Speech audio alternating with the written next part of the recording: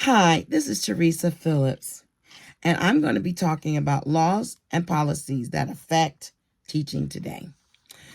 Brown versus the Board of Education of Topeka, Kansas was a landmark case where students took the school board of Topeka, Kansas in 1954 to the Supreme Court to challenge the idea of separate but equal when it comes to education.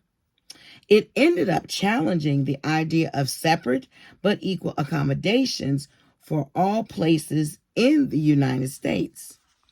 Brown versus Board of Education impacts students that sit in front of us and supports the idea that we cannot discriminate against the student based on the color of their skin, but it has a rippling effect. It is how we have Title IX, which means the female student and the male student also have equal access to equal resources and equal education. We look at the funding in schools systems like Montgomery County. We have to look at what resources are available to which students and to which schools. Find the why MCPS is doing this. We came up with a study that white and Asian students were having access to better programs and access to better resources. And the schools were still largely separated by race, even though it wasn't its purpose. Ways that this shows up currently in MCPS is the boundary study.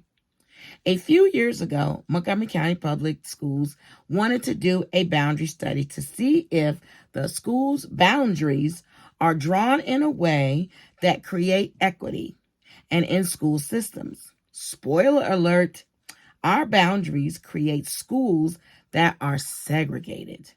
And when you start trying to address the equity in that the parents at the white and Asian schools, they put a stop to it. One way MCPS has tried to address the inequity is through magnet programs in the county. It is my understanding that the DCC was also a way to create opportunities for Black and Latino parents. These inequities show up at MV in our suspension data. Our disproportionate numbers of ESOL students in comparison to other schools. We are a Title I school for a reason. And if you check other Title I schools in MCPS, you will also find similar demographics. You will also see some schools have a bunch of extra stuff. Theater programs that do not have to do fundraisers or car washes. No financial burden for the IB exam or extra tech. That comes from being a rich school, which is mostly Asian and white. How this impacts my teaching, this is the way. We have less resources than other schools. We have to go out and buy supplies for our students so that they can have a better opportunity in the schools that we're teaching. Where the other schools have resources given to them, we have to write grants and do those things that affect our students today.